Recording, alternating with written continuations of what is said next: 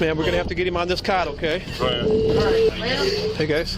We need to secure this. Yeah. Hey bud, I know. This is Tyrone Hassel Jr., 41 years old. Just minutes before, his son was found mysteriously shot dead right outside their home. You know who he My is? son, it's Tyrone Hassel III. Tragically, this happened while his son, Sergeant Tyrone Hassel III, was home for the holidays at his father's house, celebrating New Year's Eve with his wife and child. His wife, Kamaya, was the first to spot Tyrone standing outside the house. Whoa, whoa, whoa, whoa, whoa, whoa. No. She immediately called the police and was clearly very panicked and distressed. I need help. My husband was shot. Initially, the officers thought the tragedy was due to a robbery or a mix-up of identities, but they were completely wrong. This may be a robbery. What Tyrone Hassel Jr. didn't know was that his daughter-in-law, Kamaya, was hiding a dark secret that would ruin their family life. As the investigation continued, detectives uncovered a toxic relationship and a twisted conspiracy with Kamaya at the center of it all. No, he just brought us something to eat. Okay. So we sit on the couch eating, and then I just heard gunshots. You that this guy who I think did it to my son ain't a black person. Would y'all treat him the same way? 911, what's the address of the emergency?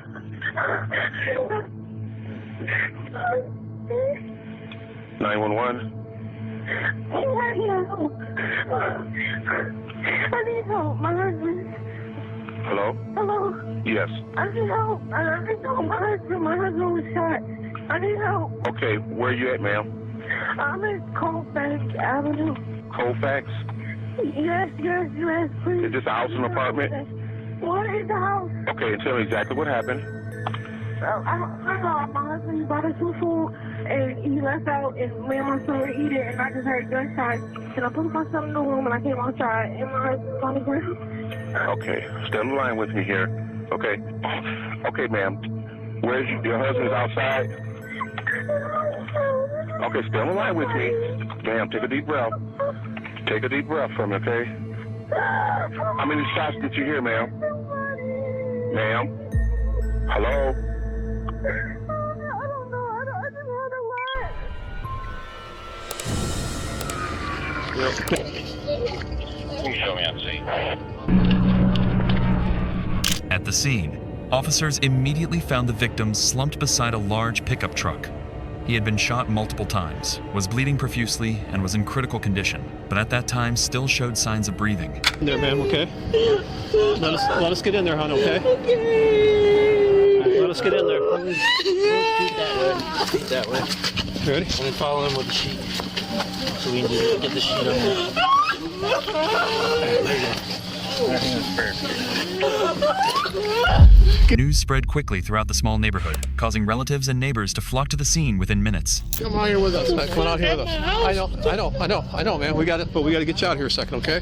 We'll talk to you in a minute. Do you live here, bud? I live here. Okay, what's your name? My grandson is probably in there by himself. Okay, we'll go. I'll go take care of that for you if he is. He's get one. you in. Okay, we'll get you in there, okay? Okay. Bye. Kamaya and Tyrone's young son, just over a year old, was still inside the house. Officers quickly conducted a check to ensure the child was unharmed and completely safe. There might be a baby in there. Yeah. They're shell casings, guys. Just be careful. Okay, buddy. Okay, come here, buddy. I won't hurt you, okay? I'm going to take you to Daddy. Come on. After confirming the child's safety amidst the tense and emotional atmosphere at the scene, medical personnel continued to urgently provide first aid to the victim. Meanwhile, his wife tried to reach the ambulance, hoping to be with her husband. Whoa. No. As Kamaya was able to carry out the riot and more people gathered at the scene, the officers had to handle multiple tasks simultaneously. While paramedics worked to save Tyrone's life, police had to quickly secure the area, protect the scene, and collect evidence, ensuring that nothing was disturbed. During that process, an officer tried to reassure Kamaya while also beginning to ask her some initial questions, as she was the first to discover the victim and call the police. All right. Do you have any idea what happened here? No, he just brought us something to eat. Okay. So we sit on the couch eating, and then I just heard gunshots. And I ran to put my son in the room, and I came outside, and he was laying on the guard. Okay, how many gunshots did you hear? I don't know. I just heard a lot. Okay. Shortly after 11 p.m., Tyrone returned home. After after going inside and bringing food for his family, he went back outside. At that moment, his wife heard gunshots coming from the side of the house, near the entrance. She immediately ran outside and found Tyrone lying next to the pickup truck parked in the yard, severely wounded and hit by multiple bullets. Who's this guy that's shot in the head? That's my husband. That's shot in the head? Yes. Okay. This story begins about 5 years before the tragedy. At that time, Tyrone was in his second year of college, standing at a crucial crossroads in his life. He decided to join the military, a choice that would completely change the course of his future. In 2015, Tyrone met Kamaya while both were serving in the military and stationed at Fort Carson. Their relationship developed rapidly, from mutual understanding in the military environment to a serious and committed romance. Things took a turning point when Kamaya discovered she was pregnant. This news further strengthened their already deep relationship. At the time, Kamaya was only 22 years old, while Tyrone was already a sergeant. During their rotational leave from Fort Stewart, Kamaya worked as a truck driver, while Tyrone took on a job as a mechanic in the Army. On the surface, they looked like a young family building a future with seemingly ordinary plans. But then, tragedy struck. At the crime scene, police did not allow Tyrone Hassel Jr. or Kamaya to leave immediately. The investigation still had many unanswered questions, and the perpetrator had not yet been apprehended. All signs indicated that this was not just a single murder, but a serious crime requiring immediate attention. I mean, do you have any idea how this happened? I'm not sure. I mean, this is serious, okay? I don't know what his condition is, but it does not look good, okay? So, if you know something, I don't think he was beefing with anybody. now's the time. You know what I'm saying? I don't think he was beefing with anybody. He was just at his friend's house.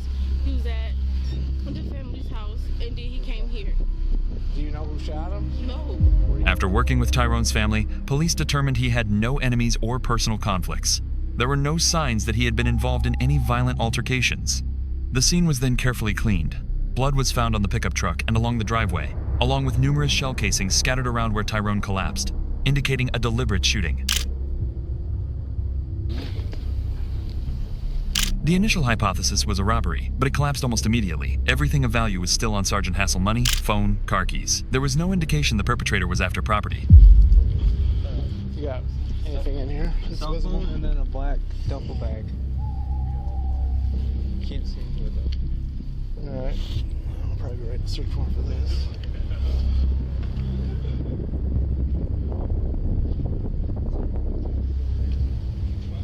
Based on the trajectories and locations of the bullets, police determined Tyrone was shot directly in the head, face, neck, and shoulder. This method of attack suggests it was not random violence, but a deliberate, targeted assault. Investigators also found several bullets lodged in the garage, indicating the shooter was standing behind Tyrone as he was opening the door of his pickup truck. One of the first clues the detectives uncovered was Tyrone's movements on the night of the murder. Before being shot, he had stopped at a Walmart to buy ammunition. The ammunition Tyrone bought was 9mm, matching the caliber used in the shooting. This detail immediately raised a crucial question. Why did he buy ammunition that particular night? Was it self-defense, or a sign that he felt threatened? Without hesitation, the detectives went to Walmart, collecting all the security camera footage from that night to retrace Tyrone's last movements. Security camera footage from Walmart shows Tyrone making brief contact with 2 other people while shopping. In that moment, there was no apparent sign of an argument or conflict. However, there was no way to conclude that the encounter was entirely harmless. At that time, police were unable to identify these 2 individuals. Investigators immediately focused on identifying them to determine if there was any connection between them and the shooting that occurred just hours later. Around 3:30 p.m. the following day, police returned to Tyrone Hassel Jr.'s home. They presented footage from Walmart's surveillance cameras, hoping he could identify 2 people who had been in contact with Tyrone the night before the shooting. When he went to Walmart, he was with a few guys. And there's a little bit of confusion. That's him there, right? Can't really tell who those guys are here. This guy here, you know them too? Don't. No? This one kind of looks familiar, but I can't even make it out. Yeah. Those photos are printed on paper and they're blurry. That's the car those 2 were driving. They was in a different car? In that car, yeah. They drove separate from him, but they checked out and hung out with him in the store. Man, I know how it is dealing with a murder case. Yeah, and this is one of them. It's really a true whodunit. You know, I mean, Tyrone doesn't know. I mean, he doesn't have any beef, so we gotta know who's upset with him. And right now we don't have that. Before he left for the military, do you remember him having any beef with anybody? No arguments, no nothing. Somebody hold a grudge for a long time. That was even before he went to school, man. He went to school, Yeah. and the person didn't. He probably took off that way, but he didn't come from that way. Yeah. He came from this way. There's a bullet hole in my. All the shells was in the same spot. Yeah. I seen it. I mean, I couldn't come past the tape, but I was looking. Can't say with 100% certainty, but it sounds like when Tyrone was on the ground, they shot him again. I can't say 100% that's what happened, but typically when you're shooting and it's that type of a situation, you don't usually get two rounds in the head. I want to know something. During the expanded investigation, detectives conducted interviews and verified the identities of the two men Tyrone met at Walmart. The results showed that the two men were merely former high school classmates with no connection to the shooting. Shortly afterward, a new clue emerged from Tyrone Hassel Jr. himself. He began meticulously reviewing social media accounts, particularly Facebook posts, hoping to find any signs that might reveal the identity of the person responsible for the crime. When he noticed a detail that seemed suspicious, he immediately reported it to the police, requesting them to investigate right away. Who I think did it to my son ain't a black person. Mm-hmm. That he's not a black person. Would y'all treat him the same way? Absolutely. I think I know who did this to me. He suggested that the perpetrator might not have targeted Tyrone initially, but rather his stepsister, who was then believed to have personal conflicts with several others. From this hypothesis, police began considering the possibility of a deliberate but misdirected attack, and Tyrone became the victim of a tragic case of mistaken identity. The first screenshot. Oh, that's what you're thinking? You know, Yep. my stepson. Yeah. He's into a bunch of shit. Oh, we know. Police questioned Tyrone's half-brother, recording his testimony and expanding their investigation by working with witnesses connected to him. This lead was pursued relentlessly, with a series of interviews lasting nearly a week. However, the results were still inconclusive. As the investigation continued, evidence gathered at the scene gradually clarified one thing: the half-brother was not involved in the incident. There was no indication that he or any of his associates were connected to the shooting that led to Tyrone's death. Furthermore, the stepsister's appearance was completely different. He had long, shoulder-length braided hair, a feature that made it almost impossible to mistake him for Tyrone. In early stages like this, when the police didn't have a clear suspect, they were forced to pursue every possible lead, however small. And it was from that point that informants began pouring in from the community, opening up new avenues of investigation. Among the tips received, one caller stated that Tyrone had been at a roller skating rink where he was seen engaging in a verbal argument with someone else. This clue immediately caught the attention of investigators. From there, police traced Dylan, a friend of Tyrone's.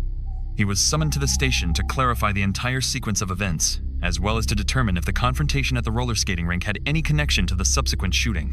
What did you see there? We got there and we see him, and I'm speaking, he just give us an odd look, and then like Tyrone cut out early. So this drama dude was on Apple Street too? Yeah. Wherever that was? Yeah, he just like give off this vibe. He stated that Tyrone had previously had a verbal argument with a man known by the nickname Drama. Recognizing this as a potentially crucial link, investigators decided to pursue this lead to determine if that confrontation had any connection to Tyrone's murder.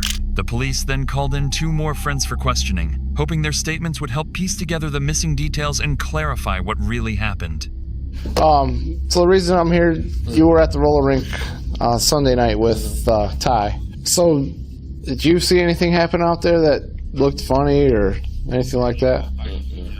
Because one of the guys that was with you saw him and Drama have like some kind of like a gaze, maybe a glare type thing that happened. No, I didn't. I didn't see anything. No. Majority of the time he was there, he was just skating. Did you see where Drama was at all? Do you know who I'm talking about? I didn't see it. I know him by the name of Drama, but Do you? I didn't see him. Okay.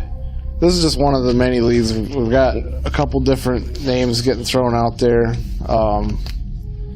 and Drama was one of them. Hope this thing comes to a head and they find out what's going on, because Yep. It's weird because you don't have random gunshot type stuff happening on Colfax. One clue after another led to a dead end, making the investigation tense and exhausting. But the most frightening thing was that the detectives still didn't know what they were missing. But at the time, the detectives had no idea that one of those tips would become the key to solving the entire case. The culprit had been there from the beginning, close to the victim's family, close to the investigators, pretending to share in their grief and loss. And then, a shocking truth was about to be revealed, one powerful enough to shake the entire community. During the investigation, a local resident proactively provided unusual information. On the night of the crime, this person saw a car reversing directly into the driveway of the house, a detail inconsistent with normal occurrences. This seemingly minor observation became one of the first crucial clues, helping detectives begin to trace the correct course of action. Hey, Walt, how are you? Hungry as ever. Hungry as ever? Yeah. Hi. We had, not bad. We've had better days in St. Joe Township. I guess. We've had a shooting over there, and Frank said you saw a vehicle parked over here? You parked right in Brown's driveway, backed in. Okay. The reason I know all this, I was in my bedroom watching TV and I had the shades open. I could see everything that goes on. Mm-hmm. You got out of it? Well, first of all, About what time was this? 9:30, 10. Okay. Somewhere around there, right? Anyway, first time he was there and then he left, come back about 15, 20 minutes later. But when he come back, I bet money on it. He was doing 50 miles an hour going up. 50? At least. Backed into the driveway. Waited there for a while. He knew I was watching, I think. But anyway, he stepped out of his car, got back in. A couple of seconds later, he got out again completely and started walking. And I watched him, and he went and turned left. To add two together, he has something to do with it. Okay. Did you hear anything? And when I was in bed, yeah. Okay, what'd you hear? Gunshots. Okay. Then after that, did you see anything? No, I was in, like I say, I was in bed. And I heard, it woke me up. Okay. And So, The vehicle was described as a black, four-door sedan backing into the driveway of an abandoned house that was for sale, an act that immediately aroused suspicion. From this detail, detectives requested a warrant to extract data and used an automated license plate recognition system to trace the vehicle. The license plate was quickly identified at toll booths in Illinois, where it was captured by surveillance cameras. The resulting data led to a crucial piece of information. The license plate was registered to a U.S. service member serving in the same battalion as Sergeant Tyrone Hassel III. The owner of the vehicle was quickly identified as Jeremy Cuellar, a soldier serving in the same unit as Tyrone. Based on license plate tracing data, investigators confirmed Jeremy's vehicle had been near the crime scene on the day of the shooting. For the first time since the investigation began, a real breakthrough had occurred. The police finally had a specific name. Before directly contacting Jeremy, detectives immediately coordinated with military investigators at Fort Stewart, the U.S. Army conducted a search of the unit involved and interviewed several soldiers in the platoon. Among them was Sergeant Bacon, who was familiar with the personal relationship between Jeremy Cuellar and Kamaya Hassel. This information quickly became a crucial piece of the puzzle, pushing the case in a completely new direction. When y'all would hang out, what would y'all typically do? Talk and drink and just chill out the room. So any relationships between any of those people in that group going on? I mean, in Korea, I knew Quinn has to mess around, and then that was it. All right. Tell me what you know about that. I seen them together, mess around, and then it was like, everybody had their own little battle in Korea. So when you say messing around, what are you getting at with that? Because obviously, everybody's got different. Oh yeah, like sexually. I'll help you with that. So they were all in Korea, and that's where it started. He and the girl had a relationship going on, and that the guy that died had said something to him, so they had words, and then he had threatened him The relationship between Jeremy and Tyrone's wife quickly emerges as a crucial piece of the puzzle. This detail clarifies the motives and begins to explain why seemingly disparate events unfolded in that way. When Kamaya's name is mentioned, the police have no choice but to shift their focus to her. A major turning point is forming, one powerful enough to shake the entire case. However, for the detectives, the most important thing now is to piece the whole story together, from beginning to end.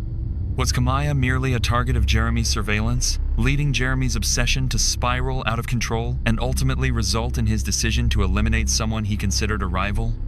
Or was Kamaya not innocent at all, but aware of what was about to happen, even involved from the very beginning? I didn't realize that that's what was going on, because like I said, like anybody, I would try to help as much as possible as I could. And that's probably what it was that felt like we were getting closer and that we could have been together. And it's like, just because I have these problems in my relationship doesn't mean I want to jump into another relationship and have probably But it makes the us same vulnerable. or worse. Exactly. It does make us vulnerable. I mean, we've all been through this. We go through the lows, and especially you going through, you're having a hormone thing. There's no doubt about it. Every girl goes through Definitely. it. Where you go through that, and it causes you to stress and things like that. So, all right. Well, as far as questions today, let's talk some questions. As far as, did you participate in that man's death? Who's that man? My husband. Right. Did you participate in any way? No. Okay, there wasn't, you didn't call Jeremy, you didn't text him, you didn't say, hey, he didn't know that he was going to be there, you didn't bring him back, so, and I'm covering everything. What participate would be, right? Okay, and anyway, participate would be that he says, hey, I'm going to come up there, I'm going to wait for your husband, and we're going to be together forever. I mean, just, you may have hooked him really bad. I mean, it can happen. You know, where guys fall in love, they get kooky, you know what I'm saying? But you didn't know this was going to happen, you had no idea that he was going to come up there. Okay. I want to pass you, you understand that. So if there's an issue here, I don't want to ask you this question. The only thing the prosecutor did, you pass the test. Okay. That's what they want to know. So you and I got to come up with questions that are 100%, no gray area. So you're good with that 100%? What would be other questions if I wasn't good with that 100%? We'll work on it. I'm open. If there's something here. Because the only thing is, what my concern is now that I know. I don't care whether you knew. I don't care if he came up. Now, let's say we know we don't know for sure. Man, I know at this point. As we're sitting in this room, as we're sitting in this room right now, I'm telling you, this ball's turning so fast right now. Since, yesterday I think it was when they first talked to him or whatever it was, to now or then when they picked him up. So I don't know how much time or how many times you talked to him, but I mean, I wouldn't want. This would be my only concern. I wouldn't want to make sure he's not setting you, because there's times where they paint it. It's kind of like the person whose hands goes out. And to be honest with you, you're here because these guys in Michigan, this is their case. It's not Georgia's case. I don't give a shit what they're doing there. But the hand's out to you today. If this is something where you're involved in any way, this is the time to jump on board, because everybody knows the mom belongs to the child. Everybody knows you didn't do this. But everybody, if you are involved with it, you're kind of being dealt with good cards right now. So my point is, I don't want somebody in Georgia, if they're playing that end, to start painting the picture that you're the mastermind and you're a bad person. Which I think is what's happening. Well, I don't want that to I don't want that either. Because if you've been talking to him and they're down there and they're in that end making everything happen, because, I'll be honest with you, this is not against the law. He could be, and I'm not saying this is happening, I don't know if you've talked to him at all. My point is, he could call you, they can have him already hooked up on that end, and he's saying, listen, I'll call her, I'm going to work with you guys. The detectives skillfully cultivated trust, and Kamaya believed they were on her side, that she was considered innocent. That belief was completely wrong, but it was this very misconception that made her more comfortable talking than necessary, inadvertently revealing crucial details of the investigation. Working for them and cutting a deal or whatever. Right. That's not going to happen. The good thing is, you're in Michigan, and this is a Michigan case. So what I'm saying is, the hand is out now for you to get out in front of us. I always say, an opportunity, the window exists so long before that window closes. And you being here today, somebody cares about you. Somebody sees the good in you because they know that, hey, this person deserves that opportunity. I don't know if there's anything there. I just want to get you through this. Yeah, but that's what I was saying with the participate, because like we were saying, it was broad, and that's why I was saying that it wasn't intentional with me being there for him to speak to him and everything. And I feel like if that's what sent him overboard, then yeah, I participated in it. Do you see what I'm saying? When I'm talking that night, when we'll talk about that night, let me do it this way. We'll make it, did you participate in that man's death that night? No. There wasn't anything where you planned prior when you talked to him? Never made a plan, never planned it, okay. No plan. Did you? And what would be a plan? How would we make a plan? Let's say you and I are going to do this. What could we do? We would have to get the 5 W's, when, where, how. Something, yeah, you'd have to say something, or at least say, hey, or you know what you could just tell me? Let's say we're planning, you say, Andy, just do it. Get this done. I don't care how you do it, when you do it. I just want it to be done because I got a little boy. And I'm not saying, I don't know anything about your husband, right? And you say he's a great husband, he might be. But I know my wife's not the best wife. You know what I mean? No, I'm just not being a jerk. No, so she's good, but there's some problems. I mean, if I were going to vent to you, I mean, yeah, we could talk till tomorrow morning, you know what I'm saying? But my point being is, in saying that, if Tyrone had problems or he wasn't a good dad, as moms, I'm going to tell you right now, your biggest job is to care for Chunk. I've seen it where they look down the road and say, this is going nowhere. My boy's going to end up being, like you were talking about your relative that you said is just hanging with the bad people. Yep, really. Those people, your job is to look out for that child. So in saying that, sometimes, I guess, the greater good is served by maybe not a good means sometimes. And I've seen it happen. Because if you are involved in this, you're worried about your kid, and there's outside factors that you're concerned about, and you got a guy down there who's in love with you, and, I mean, you give him the wrong signal or something, I don't want something like that to set you off. You never told him to go ahead and do it or just get it done or anything like this. There's nothing. No. You guys didn't plan it anyway. No. Okay, so you'd be good with that. Yeah. Okay. That's crazy because just to think about planning something like this, knowing that I have a child and there's a possibility that my child could be taken away, what? No, never. I wouldn't do anything to have my child taken away from me. Oh, and that's why I'm here today. Yeah. You know what I'm saying? That's not, your child needs you. Yeah. I mean, I see when you talk about them, your eyes light up. It's just, it's great to see. I've seen moms that I will make sure they don't have their child. Because it's crazy, like, with him not having his father anymore, I'm all he has. Mm-hmm. I know that, you know, if he's with my parents or his in-laws or whatever, he's well taken care of. But if he does not have me, he doesn't have his dad, at that point, then who/what does he have? So why would I even jeopardize something like that? And especially my freedom? Alright. So as far as if I ask, did you participate in his death? Did you participate in his death and did you plan with anyone? I'll say anyone because we won't say, we may not know for sure it's him. You know what I'm saying? But I want to make sure that you're good with those. There's not things in your past. You're not breaking trust in the past of your husband. You're not lying. You're not losing your temper, stuff like that. Because if somebody did this, it'd have to be somebody that has a violent streak in them, wouldn't they? Would you agree? Yeah. Or, I mean, that's a big step. You know what I mean? But being a military person, I can say we get not jaded, but we get the point of what's going on, what's important in life. You know what I mean? And some things, I mean, to be honest, you could be faced with life and death situations all the time there, where you're at. And so we look at things a little bit differently. So I understand that just being over there, that sometimes for the greater good, things have to be done. So I'm not saying that, but if you're involved in any way, I just don't. And matter of fact, whatever we do today, I'm going to talk to you before I talk to anybody else. Okay? So I want to make sure I'm asking easy questions today. I'm asking you lights out in this room. Why do you think I asked you that?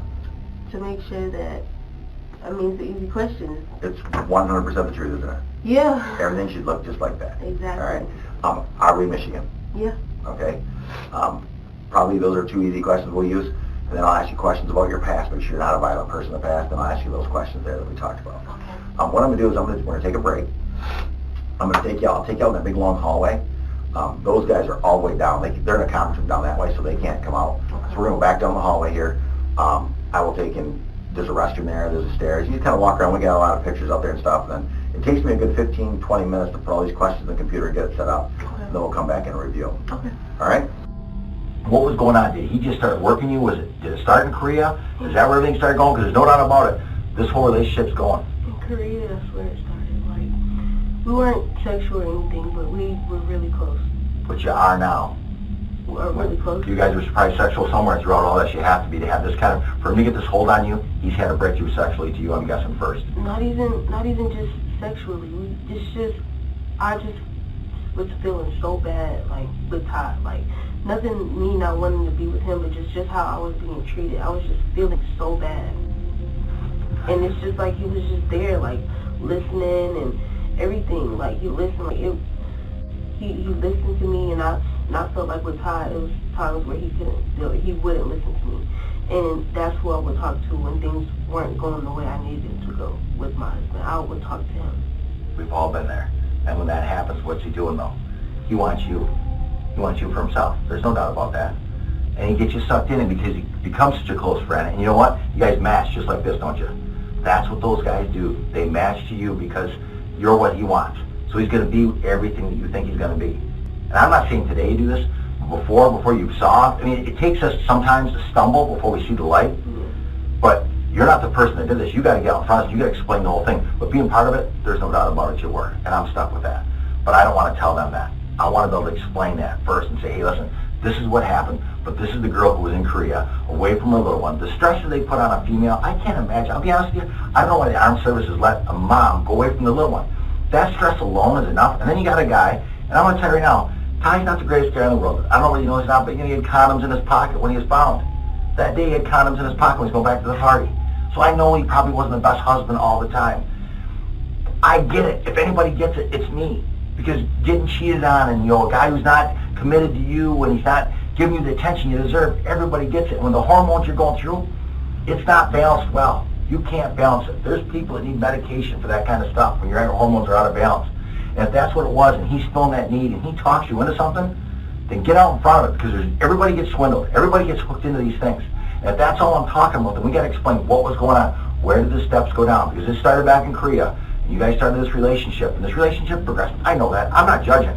Trust me, I understand that part of it. Especially because you probably know that Ty's, he's doing things on the side. He's probably been out there somewhat. There was no evidence to suggest Tyrone had ever been unfaithful. However, during the interrogation, the detectives were willing to offer any hypothesis necessary to create psychological pressure, causing the suspect to waver and reveal contradictions in his own statements. It happens. You're feeling alone. You're 2,000 miles away from home. You're 2,000 miles away from your little kid. And you got a guy who's, you know what, he's everything when you're out there. When I was in Iraq, I'm telling you what, I don't know if I ever felt more alone in my life. I was on a base with a bunch of people, but I didn't know anybody. My wife wasn't there. Nobody was there. I was by myself. I've never felt that in my life like I did when I was over there. It's a feeling that only people that have been there understand. When you got a guy right there who's willing, I mean, I can't imagine. I'll be honest with you. If I was working with a girl over there and she was nice to me and I would have felt. There's just no doubt about it. It's just because of the situations that we're in. And you going through all the hormonal stuff, you're a victim in this. I'm going to be honest with you, but you need to get out in front of this right now. For your little one, you got to get out in front of this. And you got to explain what was going on. What did you guys start talking about? I'm sure this started back in the Korea, the plans, and he's telling you how it's going to be and all this. But this is the time to get out in front. I won't bail on you, but we got to get out in front of this. So, when we were in Korea, I can't really pinpoint exactly when it was. Me and Ty had this big argument, and then, I came back into the building and I was talking to Jeremy. I'm like, man, I don't want to deal with him no more. Like, I'm tired of this shit, I don't want to deal with it no more. And he was like, so why y'all still together? And I was like, we have a child, and even if I talked to him about divorcing, he probably wouldn't even, do it with me.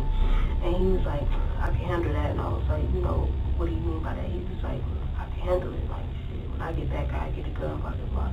But I never took him serious about it. I never thought that he would. No, wait, this is where, stop here, though. Okay, I'm in your corner 110%. I'm not bailing. But the one thing I don't do, I'm not a guy that's going to beat around the bush and go halfway and say that, yeah, he told me this and he was going to do it. Because when I asked you about that night, it's killing you. Because that night, stuff was going down.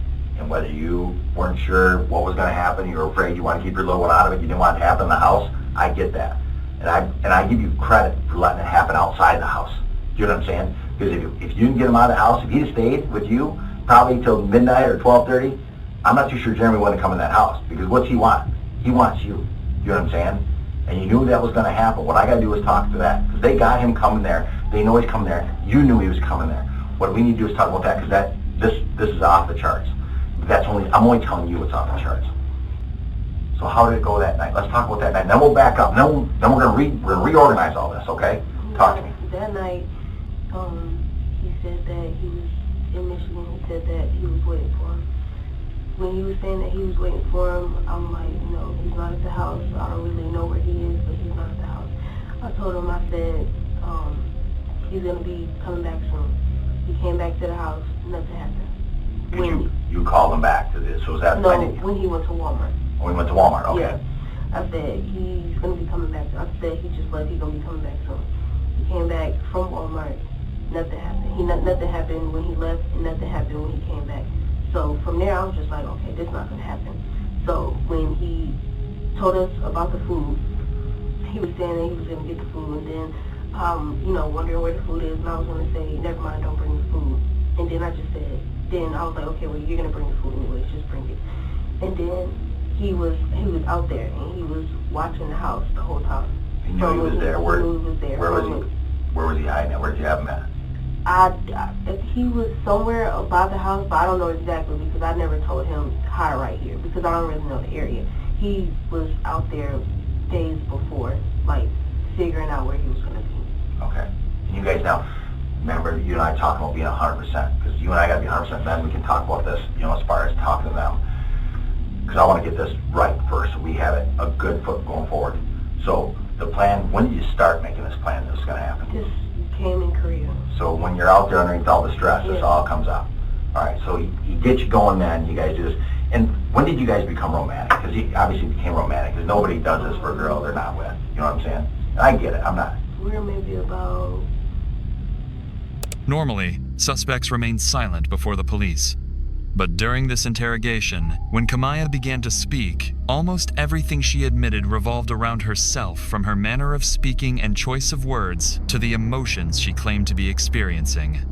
There was no randomness in her words. Every statement was carefully considered, every reaction calculated. Her portrayal of her emotions wasn't aimed at clarifying the truth, but rather at controlling the narrative to her advantage. At the same time, the military's Criminal Investigation Unit in Georgia summoned Jeremy for questioning, working closely with local law enforcement. 2 parallel interrogations were conducted to ensure Jeremy and Kamaya had absolutely no opportunity to communicate or collude in their statements. You've probably seen or heard on TV shows, you have a right to remain silent, you have a right, to an attorney, those types of things. And at this point in time, do you wish to have a lawyer? Okay. In stark contrast to Kamaya, Jeremy chose absolute silence. He invoked his right to remain silent, and at that very moment, the interrogation had to end. Yo. In court, you was trying to say something. Can you hear me?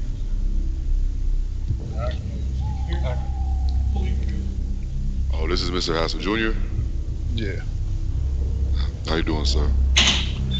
I'm all right. Under the circumstances.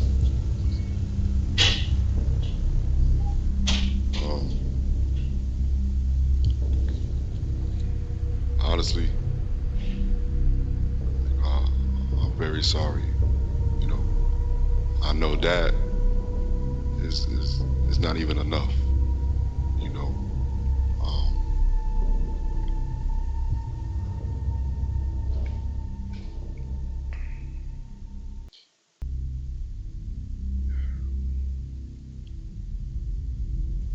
I'm gonna just tell you my side. I know, regardless, but you do deserve that. And to be honest with you, it's sad, but you deserve that. I was going through things with my wife. We was already planning a divorce, right? Met Kamaya because we was in the same platoon, and me and her liked each other. We started messing around, and she was telling me she wasn't happy. Now, we didn't discuss. Well, I'll step by step. Me and her was messing with each other heavily. We liked each other heavily, and when we got to Korea, it was probably like the fourth month that we was there, and we was updating our life insurances. And when we did so, we went back to the barracks, and me and her is in there, me in my room, and she brought it up. She goes, "So is your wife on the life insurance?" And I was like, "No, it's my mom." And she was like, "Okay." She was like, "Yeah, I'm on ties." I was like, "Okay," you know what I'm saying?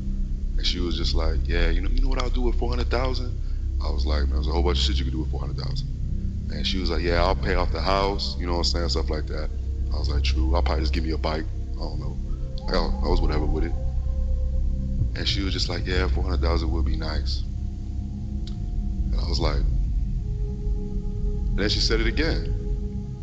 I was like, damn, you talking like you would want him to die, like you want an accident to happen. And she sat there and she looked at me and she was like, what's up? At that moment, man, I should have been like, bitch, you crazy, but man, sir, like, I really opened up to her. You know, I really did. You know, what I wanted, you know, a family, because my family, you know, my mom and dad, this is a whole bunch. You know, I opened up to her. You know, I wanted different. And she knew all that.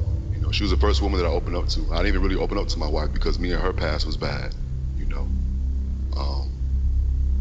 So at that moment, you know, I was just like you cap. And she was like, nah, I'm for real. I ain't gonna cap, man. Sir, I was in love with her, you know. I don't know. You know, it honestly took me like 6 times, sir. At least 6 times. I'm being completely honest with you. The first time I choked, while I was feeling anxious. This is when he was coming from that club, the one club that's right there by that gas station. Be honest with you, sir. I was right there waiting on him. When he was heading home, you know, I was already, you know, there waiting. I'm sitting there and I was thinking about this. I'm just like, yo, like, I was getting anxious. And I was just like, man, you know what? So I started walking off. He came. I did run back, but he was already in the house. And I was like, man, I'm tripping. I went back to the car. She messaged me. She was like, yeah, he's inside already. He's not coming back out. I was like, fuck it, another time. Honestly, she didn't even really want me to spend time with my family. Like, she really just wanted to do this and get out. I haven't seen my family in a year and a half. You know what I mean? Look, at the end of the day, I'm not trying to, you know what I'm saying? I'm just giving you my side, sir. You know what I'm saying? At the end of the day, I was wrong as fuck. And I'm truly sorry. I mean that. I seriously mean that. Well, that's what I came here for anyway. Okay. I see something. I looked at you and I could see it's something that you want to get off. So, me, I ain't got nothing else. I ain't even got my son. You know what I mean? So if you got something that you want to say, that's what I came here to listen to. So the second time, it was probably like 2 days after that. You know your the 2 garbage cans you have right there by your patio? I was waiting right there, and he had came out. Sir, I'm sorry. I choked many times. You know what I mean? And it was just my strive for her. And I know. I was twisted. My mind was twisted. I thought I had to do that in order for me to have a family with her, because I wanted kids. It was, and how we met, I don't know. Like, I thought it was unique. You know what I'm saying? It was different, because it's just petty as fuck, man. Like, to be honest with you, another time too, that time I choked. The next time, Ty was out there with his brother. I think his brother has a gray Honda Civic or something like that. I don't know if it's a brother or not. I don't recognize that car. Yeah, it's blue. It's like a light color. It's like a Honda Civic or like an Acura or something like that. Okay, I think I know what you're talking about. Well, anyways, the brother or someone, whoever it was in there smoking. I was right there. Ty had came up and he was talking to him. And that's when right before Ty had came up, she told me like, oh, the brother is, you know, out there and stuff. And I was like, damn, why you ain't tell me? And she was just like, oh, I just found out. I was like, oh. And she was just like, that's when Ty came up and started talking to him, and she was like, get them both. I was like, man, you tripping. You know what I'm saying? Like, I was like, nah, like, I need him alone. Like, why you want me, you know what I'm saying? At that moment, I should have been like, yo, like,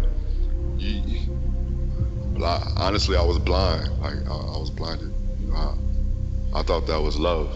You know what I'm saying? I don't know, man. This shit's crazy, man. You know, I'm truly sorry. You know what I'm saying? I know that ain't shit. You know what I'm saying? I'm being real with you. Like, I'm truly sorry. You know, it's fucked up how his own battle. You know what I'm saying? Regardless of me and being in the same platoon, we still in the army. You know what I'm saying? That's technically my battle. You know, and that's It's just fucked up, man. You know, I don't know, man. I thought I loved her. I mean, I was, you know what I'm saying? She basically used that, you know what I'm saying? You know, I had issues already, to be honest with you. You know what I'm saying? I hated, you know what I'm saying? I was all over the place, you know what I'm saying? And for some reason, I thought Kamaya was like my light, you know what I'm saying? Like how everything came, you know what I'm saying? Especially with me and her. Like, I don't know, man. It just fucked up. I don't know, man. I don't know. I should have been more of a man and be like, nah, like you tripping, you know what I'm saying? And but I don't know, man. I was weak towards her. To be honest with you. You know, I was giving her everything she wanted, and I knew that she wanted it. And I know it's fucked up. I'm truly sorry. Like, I mean that. So afterwards, did you talk to her afterwards? After the incident? Yeah. Yeah. Like, yeah. Did she watch? Did she watch? Yeah, was she in the window? Did she watch? Or did she say anything about that? Nah, she didn't. She wasn't at the window. She didn't say anything about that.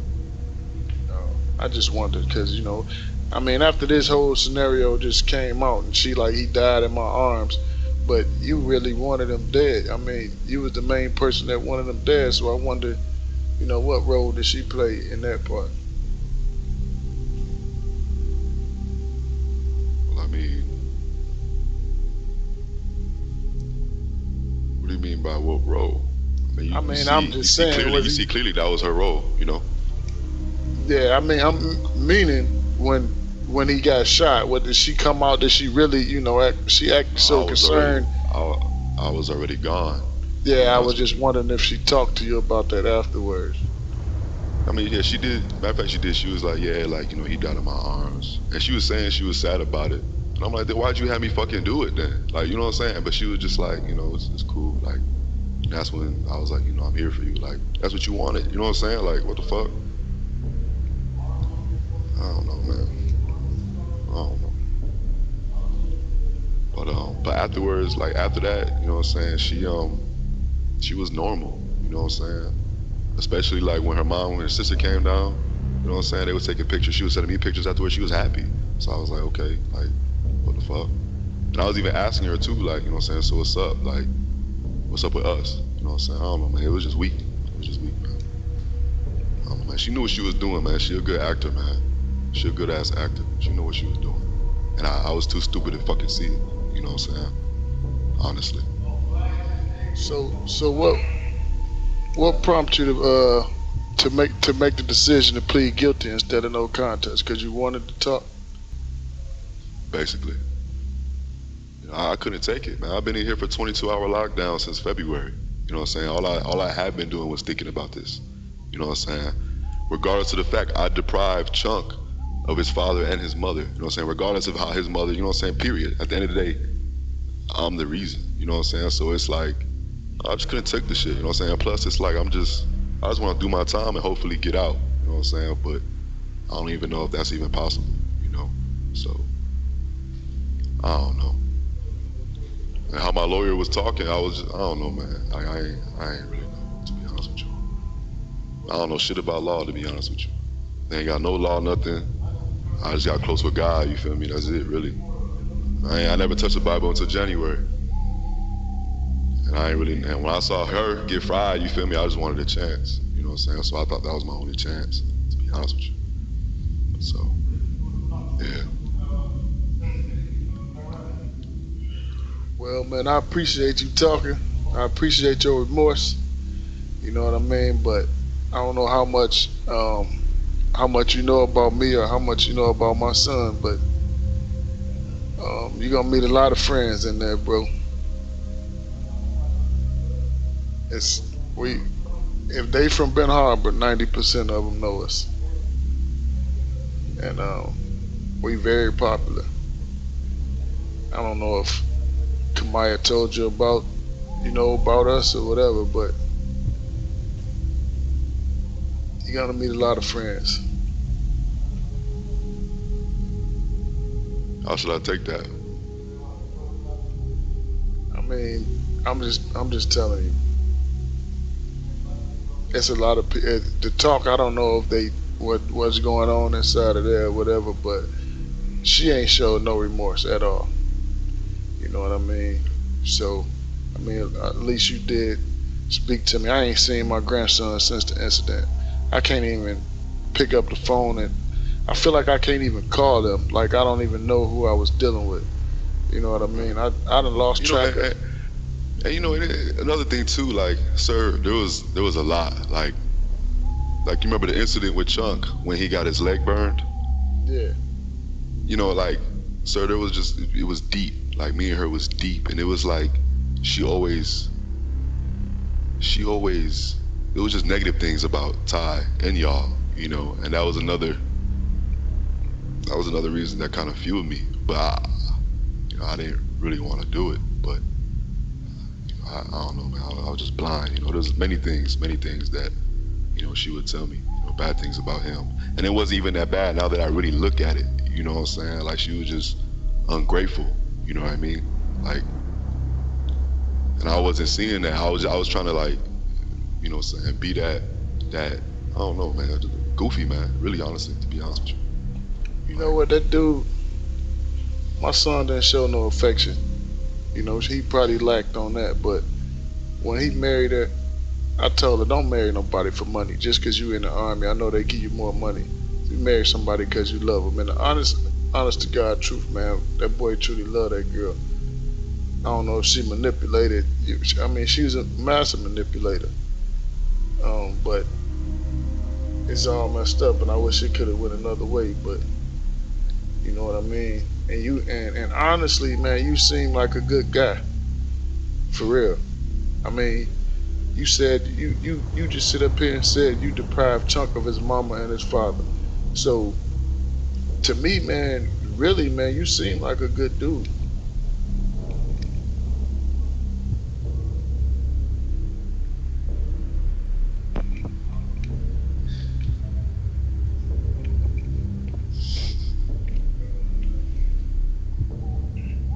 I'm listening. No, but you know, man, you threw your life away, bro, and sadly, it come on my account too. You know, I'm never gonna be the same. But you got a level head on your shoulder, man. Just talking to you, and and knowing that, like I deal with pain, but I've been dealing with it since that day. So it's kind of, it makes it easier for me to sit here and talk to you. You know, but I've been angry for a long time. You know what I mean? Cause you have the fucking right to be. You know what I'm saying? Like,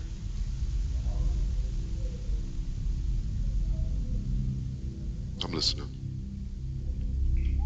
Yeah, but I ain't write things down that I wanted to talk to you about. I just came. You know what I mean? I wanted to hear what you had to say. I wanted to, when they was trying to push you out the courtroom, you had something to say, and I really wanted to know what it was. You know what I mean? Is that all that you wanted to say? Or you just wanted to? No, I mean, it's just, we do have an hour. I might as well just tell you how everything went. I mean, are you okay? Are you comfortable with that? I'm okay with it. All right. So, detail by detail. With me and her, we this was before my wife came, before we had left to Korea. Now, Kamaya, I didn't really look at her like that, to be honest with you. You know, when I first met her, you know, and she was helping me because I had no car yet, going back and from to work. You know what I'm saying, from the barracks. So she was doing that all week, and this is when they only had that Honda Accord or something like that. And she was helping me out. You know what I'm saying. She also helped me out with, you know what I'm saying, another chick that I was messing with. You know what I'm saying, in the hotel room. She had got me a plan B. You know what I'm saying, because I wanted one. You know what I'm saying, for her, for another chick. You know what I'm saying. She was peeping that I was, you know what I'm saying, and she liked it. You know what I'm saying, but I ain't really know. One time, her gas was on E. You know what I'm saying, and this is when she was like, you know, she's coming in about gas. I was like, you know, I might as well, you know, I should get you gas because you've been taking me back to work. You know what I'm saying, I could at least do that. And she was like, oh, you really gonna do that? I'm like, yeah, like, the fuck? You know what I'm saying? So we went to the gas. I pumped her gas. And I was like, you want something to eat? You know what I'm saying? Like on some battle buddy shit. You know what I'm saying? And she was just like, damn, like you gonna pump my gas and give me some food? Like, like, my husband don't even do that. Like, you want some food or not? You know what I'm saying? Like, what the fuck?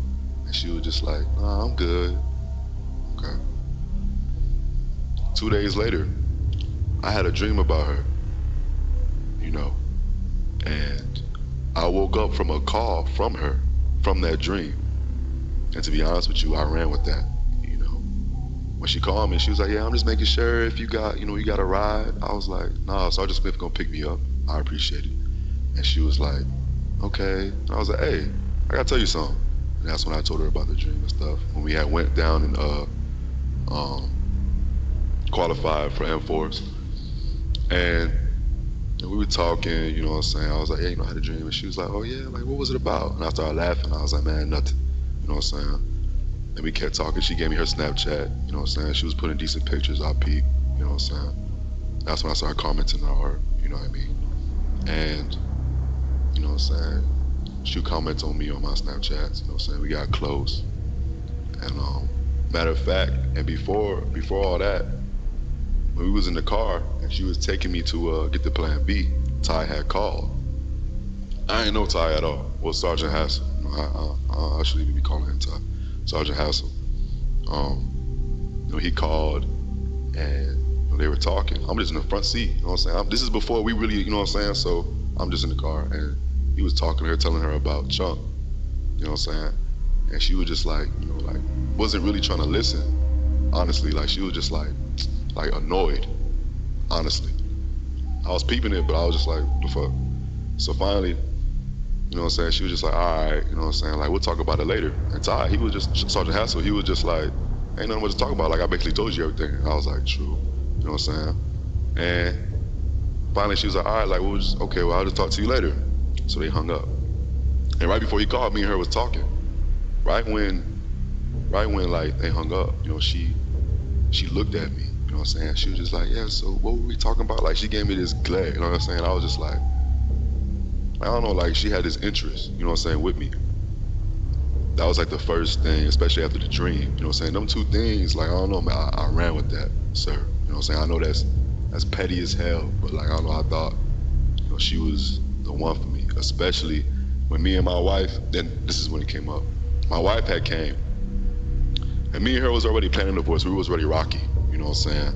And me and her got into a big argument, you know what I'm saying? So when when she had left, you know what I'm saying, I just wanted a fresh start, you know what I'm saying, a fresh start, you know what I'm saying, that's what made me talk to her, you know what I'm saying, like, man, like, cause on some battle buddy shit, you know what I'm saying, even though we still flirted, and I was telling her like all that, you know what I'm saying, then we started liking each other, and then, like a few days after that, this is when she finally made her first move, you know what I'm saying, we had to get our ERBs and something else we had to print out.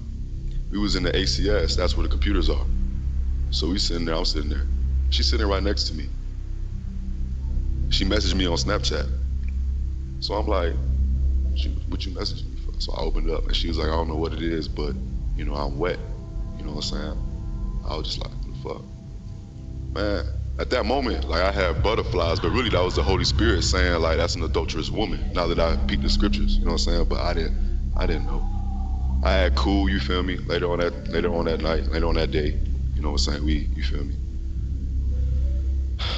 And after that, you know what I'm saying? I liked her more, you know what I'm saying? And that's when I started opening up to her, you know what I'm saying? But really, I wasn't seeing how much of an adulterous woman she was, you know what I'm saying? I just thought it was like my fresh start, you know what I mean?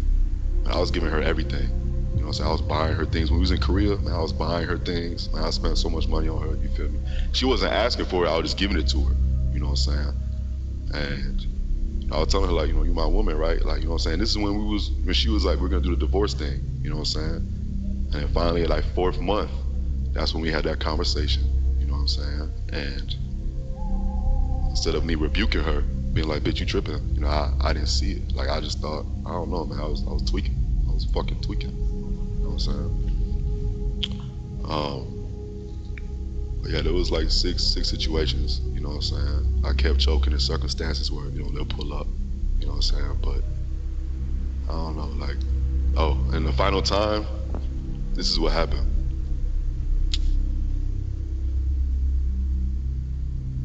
She was just like, you know, we need to do this because we leaving on the 3rd or something like that. And I was like, man, alright, like, you know what I'm saying? I came and basically I missed, you know what I'm saying? Like he had went somewhere. She was like, oh, he's gone. And I was like, man, alright, fuck it. And she was just like, we'll do this when we go to Georgia. And I ain't gonna lie, I was like, nah, like I wanna do this now. You know what I'm saying? I'm gonna be honest with you. You know what I'm saying? I wanna get this shit over with. So when we left, he was gone. Like she said he wasn't coming back. I was like, all right. And I was like, damn, like, can I at least see you or something? Like, you know what I'm saying? I ain't gonna lie, I was like, let me get a quickie, you know what I'm saying? Or at least let me see you. And she was just like, nah, like this ain't what we here for. This ain't what we, you know what I'm saying? And I was just like, damn. She's like, we'll do all that in Georgia. And then she also said she had chunk. And I was like, yeah, that's understandable because it is cold. True. I was like, man, but I was still mad because it's like, man, like you really want me to do this shit. You know what I'm saying? I even told her we ain't really how to do it. You know what I'm saying? But I don't know, man. So when I left, that's when she was like, oh, he's coming back. And I was already mad because it's like, you don't even want to see me. Like, you really just want me to do this shit. So I was like, man, fuck. So I came back and that's when it happened. Honestly, I was mad. You know what I'm saying? That's why it was so many fucking shots. Cause it's like she wanted me to do it. And I was like, you want it? And then that's when I just did it. During the investigation, the evidence against Kamaya piled up and became undeniable. Her testimony revealed that it was a premeditated plan, with Jeremy traveling from Illinois to directly carry out the murder. Kamaya's motives gradually became clear. She wanted her husband dead because she believed Tyrone no longer cared about her, leaving her feeling overwhelmed and burdened by responsibility. Kamaya's self-centeredness and egoism became even more apparent during questioning, especially when she casually admitted that she would receive approximately $400,000 in military insurance money if Tyrone died. Financial motives thus became a key factor in the case. The truth was even more brutal than Kamaya tried to portray. On the night of the murder, Tyrone had just brought food home for his wife and one-year-old son. Kamaya not only knew about the plot beforehand, but also played a central role in the entire scheme, even being equally, if not more, involved than Jeremy. Jeremy was merely the one who pulled the trigger. Ultimately, Kamaya was arrested and prosecuted for first-degree premeditated murder. On the 29th of August 2019, about 8 months after Tyrone's death, she was sentenced to life imprisonment without the possibility of parole, meaning she would never be free again.